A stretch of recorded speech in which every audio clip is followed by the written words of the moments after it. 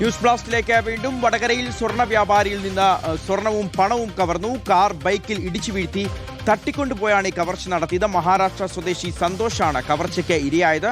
റോഡിൽ വീണ സന്തോഷിന്റെ മുഖത്ത് pepper spray അടിച്ച് കാറിൽ കയറ്റി കൊണ്ടുപോവുകയായിരുന്നു. 25,000 രൂപയും 4.5 ഗ്രാം സ്വർണവും കവർന്നു എന്നുള്ളതാണ് പരാതി.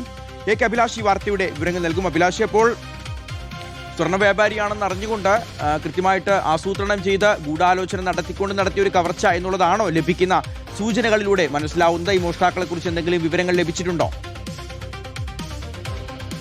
മഹാരാഷ്ട്ര സ്വദേശിയായ സന്തോഷാണ് അതിക്രമത്തിന് ഇരയായത്. ഇന്നലെ ഇദ്ദേഹം ആയഞ്ചേരിയിലെ തന്റെ കട പൂട്ടി അതിനുശേഷം കൽപ്പവള്ളി എന്ന് പറയുന്ന സ്ഥലത്തേക്ക് യാത്ര ചെയ്യായിരുന്നു. ബൈക്കിലായിരുന്നു യാത്ര ചെയ്തത്. ഇതിന് പിന്നാലെ ഒരു ചുവന്ന സ്വിഫ്റ്റ് കാറിലെത്തിയ 4 അംഗ സംഘം ഇയാളെ ഇടിച്ചു വീഴ്ത്തുകയും റോഡിലേക്ക് തെറിച്ചു വീണ ഇയാളുടെ മുഖത്ത് പെപ്പർ സ്പ്രേ അടിക്കുകയും ചെയ്തു. പിന്നാലെ ഇയാളെ കാറിലേക്ക് പിടിച്ച് വലിച്ച് കയറ്റുകയും ചെയ്തു. പിന്നെ ഓടിച്ചു പോയി ഇയാളുടെ കൈവശമുണ്ടായിരുന്ന 4.5 ഗ്രാം സ്വർണം അതോടൊപ്പം തന്നെ 25,000 രൂപയും ഉണ്ടായിരുന്നു. അതുകൂടി ഇവർ പിടിച്ചെടുക്കുകയും ഇയാളെ നെല്ലിമുക്ക് എന്ന് പറയുന്ന സ്ഥലത്ത് ഇറക്കി വിടുകയായി ചെയ്തത്. പിന്നീട് വടകരയിലെ താലൂക്ക് ആശുപത്രിയിൽ ഇയാൾ ചികിത്സ തേടിയിട്ടുണ്ട്.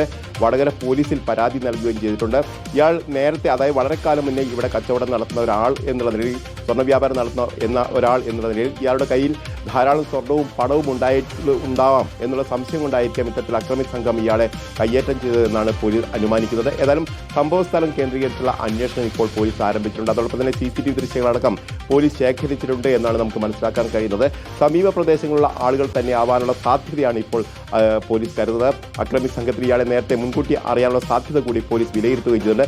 ഇതിന്റെ അടിസ്ഥാനത്തിൽ തന്നെയാണ് ഇപ്പോൾ അന്വേഷണം നടക്കുന്നത്. പ്രധാനമായും സ്വർണ്ണ വ്യാപാരിയെയാണ് ഇത്തരത്തിൽ ആക്രമിച്ച് സ്വർണവും പണവും കവർന്നത് എന്നതാണ് ഇതിന്റെ ഏറ്റവും പ്രധാനപ്പെട്ട ഗൗരവമുള്ള കാര്യം. അതുകൊണ്ട് തന്നെ പോലീസിന്റെ അന്വേഷണവും ഗൗരവമായി തന്നെ മുന്നോട്ട് പോവുകയാണ്. ശരി അഭിലാഷ്.